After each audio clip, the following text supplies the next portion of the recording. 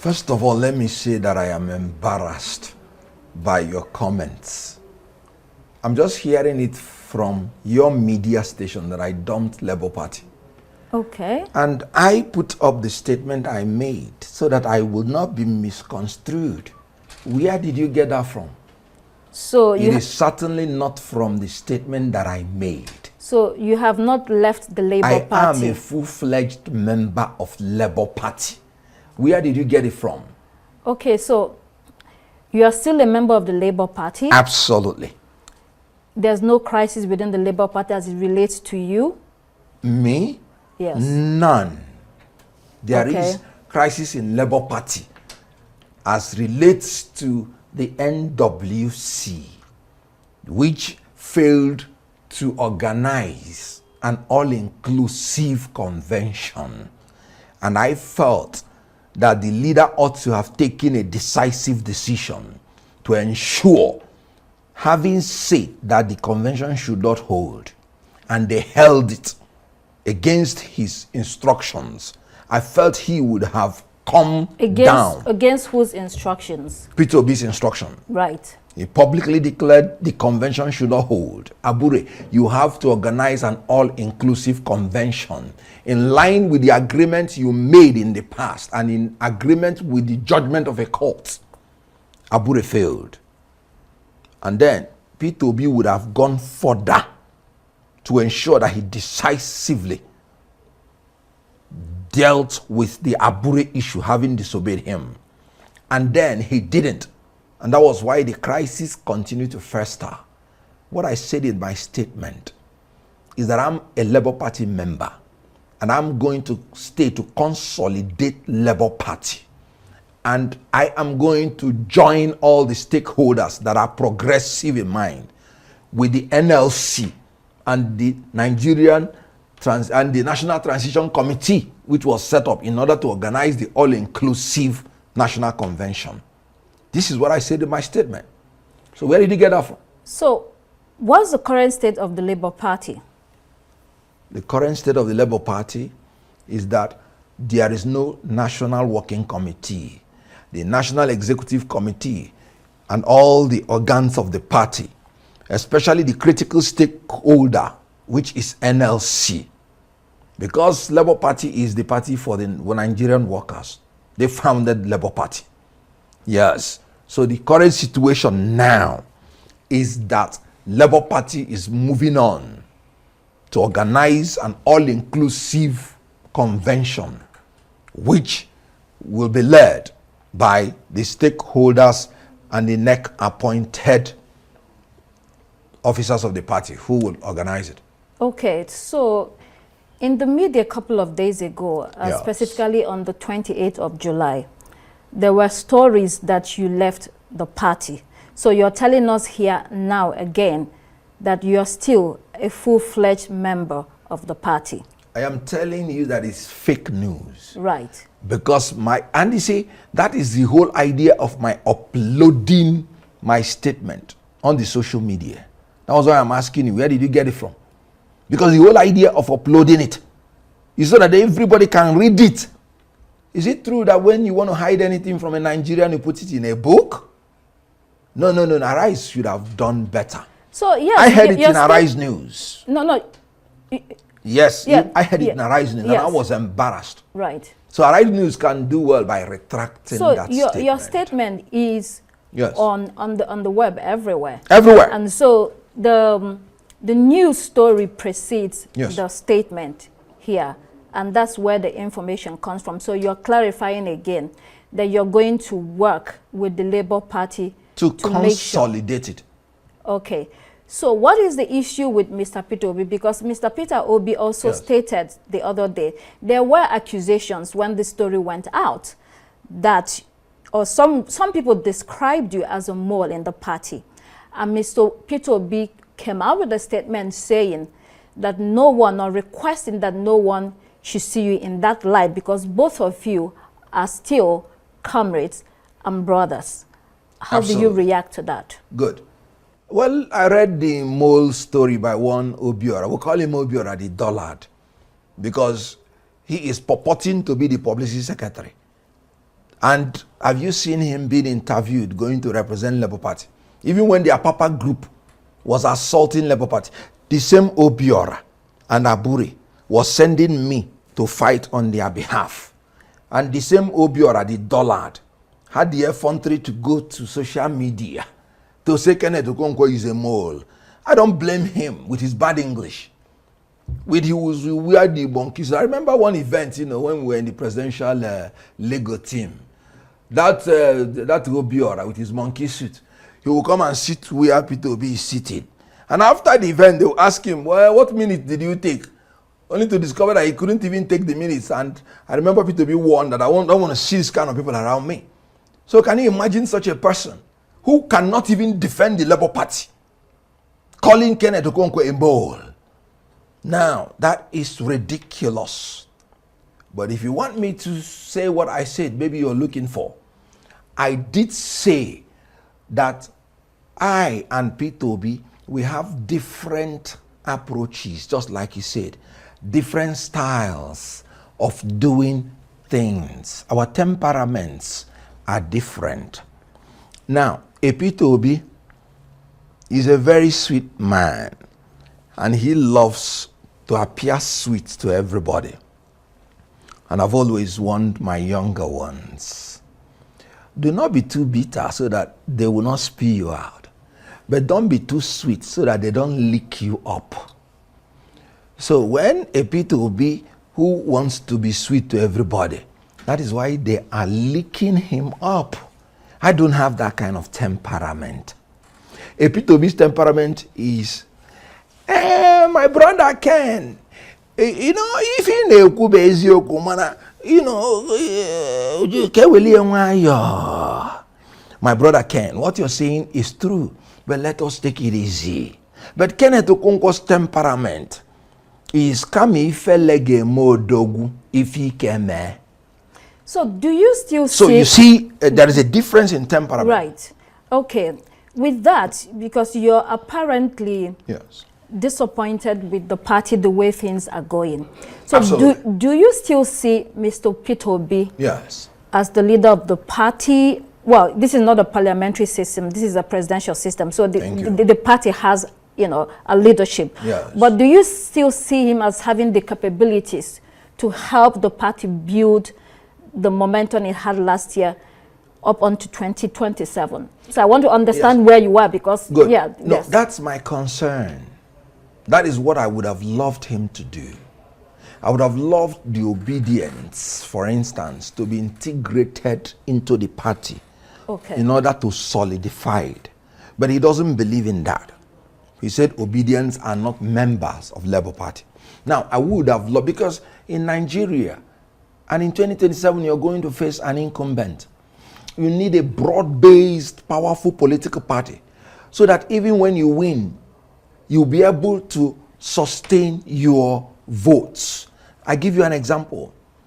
When APC saw the majesty of PDP and saw that even as PDP is dysfunctional and bad, they knew that they needed a very powerful platform to win. 5 entities had to come together sacrificially. And I'm talking about the new PDP, AMPP, ACN, half faction of APGA, and CPC. They had to come together sacrificially to form a powerful alliance in order to overthrow an incumbent. Because in Nigeria, make no mistake about it, these people will rig election. And so it is not just about winning, but you have to secure your votes. Right. So my belief is that you have to build a strong political party. But he said in his own belief that he did not promise Nigerians to build a strong political party. He promised Nigerians to solve Nigerian problems. So I'm like, you cannot go to solving Nigerian problems without building a solid political party. What if members of the Obidient movement would like to join the Labour Party in order to build this foundational strong party that you're talking about? Absolutely. So are you saying... That's what I'm saying. That is what should be done. That you cannot leave obedience to be amorphous. So is Mr. Obi giving Obedience a direction that they must not join the party? No, his instruction is that Obidient movement is not a political party, and they are not all members of Labour Party. And my own advice is that when we finished election, let us integrate everybody to come into and solidify Labour Party so that we will be a formidable force. So with this internal crisis, Yeah. this discord, this disagreement, you have, your parting ways in terms of, the way forward with Mr. Peter Obi. Why are you still in Labour Party? Because it doesn't seem like you'll be able to get this together. Why are you still there? Will you be able to get what you want?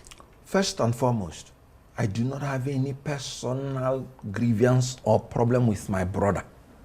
I love him and I cherish him. You know what?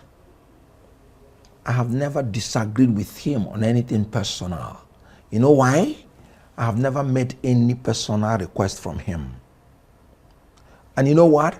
Since I was born, I have never lobbied for any political post. And I have never asked for any political money. When I was in APC, I was sponsoring APC. I was giving them money. I never asked for any political position. When I was in APC, I got a secretariat for them for my ward. I got a secretariat for them for my local government. And I was sponsoring it throughout my career in APC. So when some dimwits begin to say, is he going back to APC because of money? No, I give money. I don't take money. Because my God say, you are more blessed when you give than when you receive. Because my entrance into politics is for the welfare of Nigerians, I spend for political parties and I demand nothing from them. The same thing happened in PDP when I was in PDP. So it is ridiculous for somebody to say that I want to go back to APC. Go back to APC to look for who? You know, my brother, area father, said both of them are Sniper and Otapiapia. And I agree. How can you talk about a party that has inflicted and afflicted Nigeria with so much trouble, and somebody is contemplating on going back to APC to look for who? Right. So is the Labour Party finished as it is today? Labour Party is just beginning. Okay. It will be consolidated. It will. You know what? Labour Party is the party of the Nigerian workers. So the NLC-TUC. You think you can defeat them in their party? So how is that going to happen? It looks like they're ready to fight. Okay. No, Peter Obi is not. He is an aspirant for political office. It has nothing to do with the political party. Now, if he says he does not believe in strong political party, it is now left for the officers of the party to work hard to consolidate the party. Then by 2027, if he wants to use the party as platform, he can come in as an aspirant and contest for the presidential candidate. And he wins, he wins. But you know that without the Obidient movement, yes, and other young Nigerians who were looking for a platform, to use in the 2023 election, yes, the Labour Party was literally dead. So if the Obidient movement decides to leave the Labour Party, what is left? The momentum is gone. Well, first and foremost, I want to agree with you that my stand is that all of us should pull together and build a strong party. The Obedience should move into Labour Party, fortify it. Then we should look for alliances also from other people that have the same objective with us and consolidate it. That's why I use the word consolidated, so that we will have a consolidated fortune. That is the only way you can win elections in Nigeria. There was a time there were discussions about merger. Where are we on that?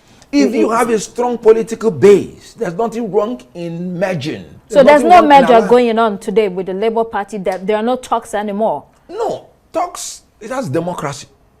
Talks will continue. But who want to talk with you when they don't know who your leadership is?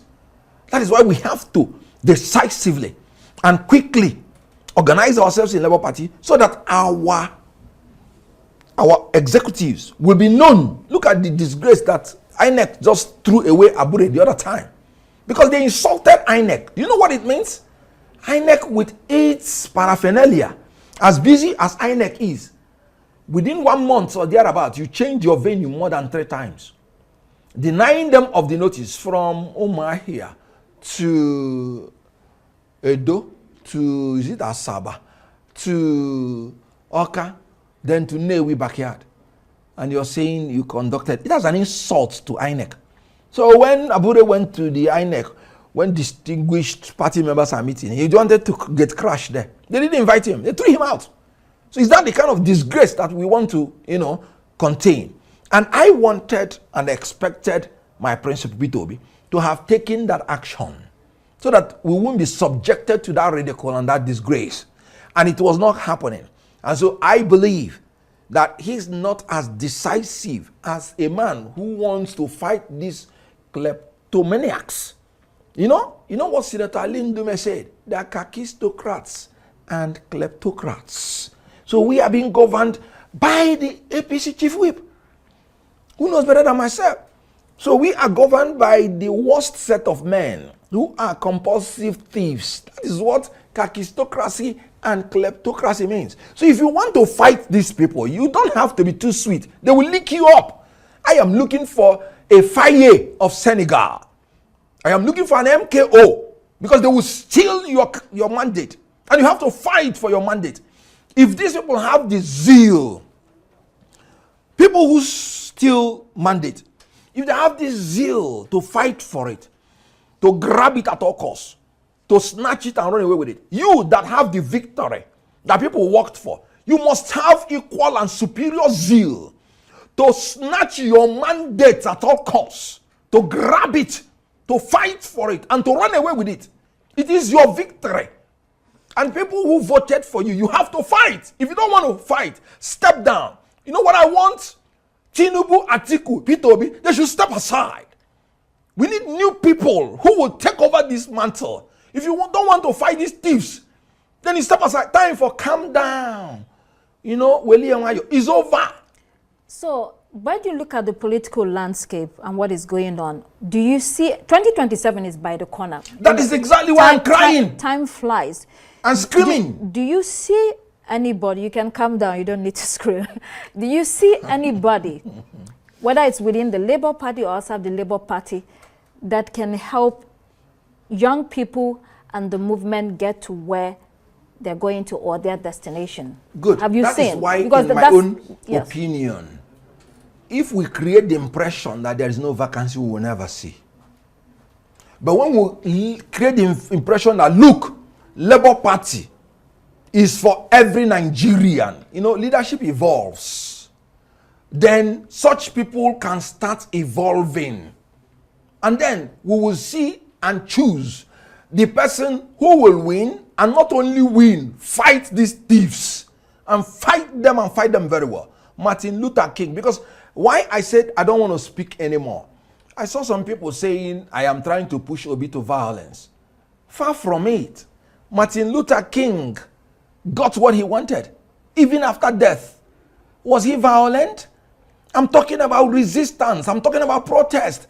And I am knowledgeable enough to know that there is a difference between resistance and rioting, protest and violence. I support resistance. I support protest. I do not support violence. I do not support rioting.